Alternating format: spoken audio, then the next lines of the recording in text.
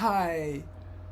So 6184, ekaf purva parayoho, ekaf purva parayoho. And we understood that purva parayoho was shashti dvivachanam, and that it fell under the rubric of shashti sthane yoga. Now the doubt may come, how do we know if shashti is sthane? How do we figure it out? Well, good news is we don't have to. Other people have already done that. It's not a puzzle. We learn it, and also may get a sense of what's what on our own along the way. But we know that this is stane, and we understood the sutra to fundamentally say ekaf purva parayoho stane ekaha adeshaha syat. Purva parayoho stane ekaha adeshaha syat. Now, what does this tell us, and what does it not fully explain? Well, it tells us that there's going to be a string of sutras coming up where there will be one adesha for two stanins. One adesha for two stanins. One substitute for two things replaced. Now, how can we start to think about that? Well, let's go back to what we know from the past about this whole process.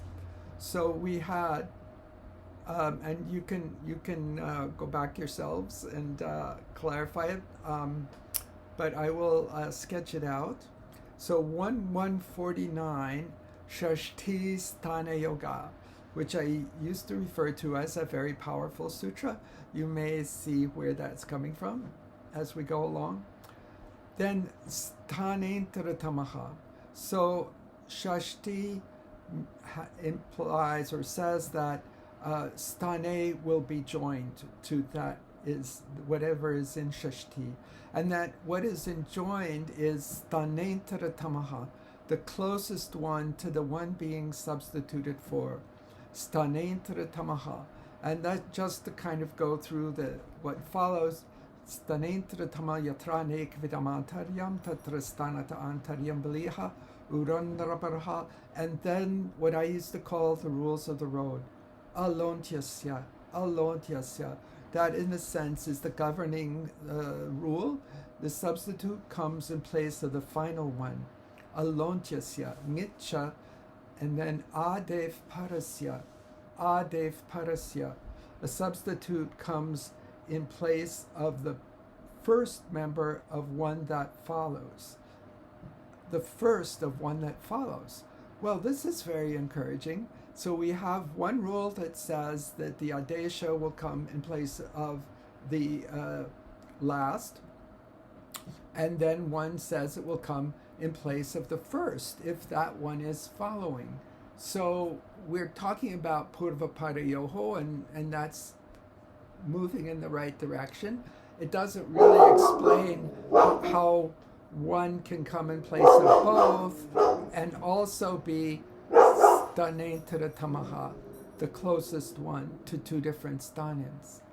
And then there's another sutra coming up after that, Sthanivadadesho no vidao. And so in a little bit we're going to talk something about what is stanivat, what does it mean to be like the stanin as opposed to stanentratamaha, the closest to the stanin. They're not the same. So we will get to that shortly because it's relevant. So the next sutra helps clarify more about what exactly ekaf purva parayoho is saying.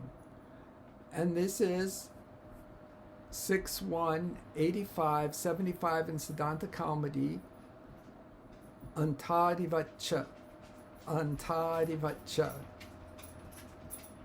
The first, the final, and the first like also. So it will be like the final and the first, both the final and the first. So anuvritti is ekaf purva parayoho sthane. So the full sutra, and the adhyahara is yahasaha. So here we have purva parayoho sthane yaha ekaha saha antarivacha. So the single one, which comes in place of the preceding and following, will be like the final of the preceding one, alontyasya like, and the beginning of the following one, adevparasya like, as well, both at the same time. So, and how do we know which is which? Well, we have purva parayoho and anta adi. So by yata sankhya manudesha samanam, that all shakes out correctly. So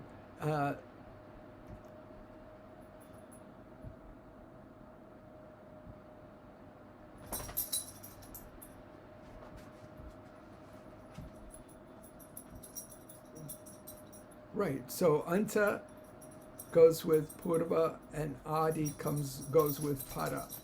So and here is one of the little fun things that happens in our oral tradition, because from time to time Prabhakar Shastri would share an anecdote related to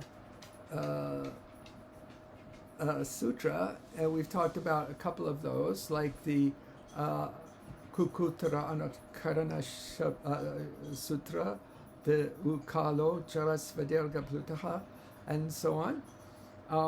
And so here's one, it's a Nyayaha, a kind of a story about this. So here's the story. You're going down the road, and there's two chariots or two carts stuck on the side of the road. And one of them has a broken axle, and the other one has a cart that's intact, but the horses run away. And so what happens is you put the healthy horse, or the horse that's healthy and present, at the beginning of the cart that is not broken. And so there is a phrase for this. Brashtashva, the horse that has run away, and the Bhagnarata, the broken chariot. So you have Brashtashva, Bhagnarata. And there's your little analog for Antadivacha, being like the final and the first both. But that still leaves us a little up in the air about how that comes about. And if we look a little closer, we also see that this is described as not stanentara tamaha, but antadivat, like antadivat. And that brings us back to the sutra we just reviewed, Sthanivat adesho nalvidao. Sthanivat adesho nalvidao. So what is the difference between stanentara tamaha and sthanivat? Well, this is kind of cool. And it's going to come up in a sutra we're doing shortly.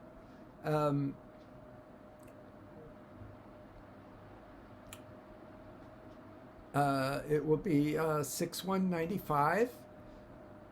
Omang Oscha, and 80 in Siddhanta Kaumadi. Omang Oscha. When Om or Ang follow a single pararupam comes in place of both. Now, the specifics of that aren't super important right now. What matters is what follows. So when Om or Ang, and our old friend Ang that keeps cropping up from place to place. Om or Ang follow a single pararupam comes. Single pararupam.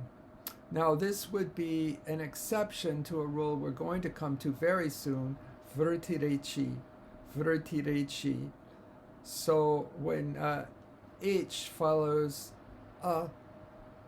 it's replaced by vrtihi. So if you had Shiva and Ehi, by the operating rule, vrtirechi, Ehi should be the outcome, vrtirechi. However, things are more complicated than that because of this. Ehi, which looks innocently there, Ehi is actually the result of a combination of Ang, and Unga of Ang is it, A and Ihi, Ang and Ihi, and Ang and Ihi were combined to make Ehi, but even though Ehi doesn't look at all like Ang, it still is Stanivat. It still is Stanivat. It is still like the one it replaced. So it's almost a sort of spiritual concept that this earlier self of Ehi, which was Ang, remains present and, more to the point, grammatically defining. So even though Ehi doesn't look at all like Ang following Shiva, it is. And so when you combine Ehi with Shiva Ehi, the outcome is Shivehi and not Shivaihi. Shivehi, not Shivaihi. So we will be keeping this concept of Stanivat in mind, whereas Stanentara Tamaha is more, I guess you could say, mechanistic, and it's not quite so subtle, but it's subtle enough, as we will see soon.